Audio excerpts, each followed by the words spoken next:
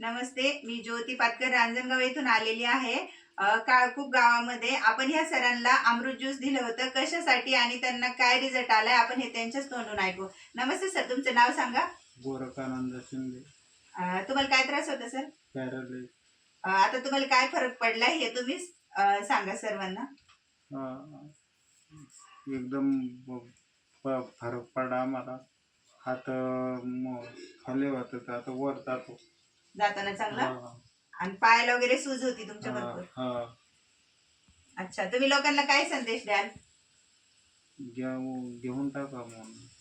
घरोघरी ये लोकांनी घेतलंच पाहिजे. बघा मित्रांनो, या सरांना आपण 2 महिने झाले अमृत ज्यूस दिलं होतं. त्यांचा हात पण वरती उचलत नव्हता, पायाला वगैरे सूज होती, ते काठीवरती चालत होते. आता ते काठी सोडून सुद्धा स्वतः चालतात. सर चालून दाखवा बरं इकडून बिगर काठीचं.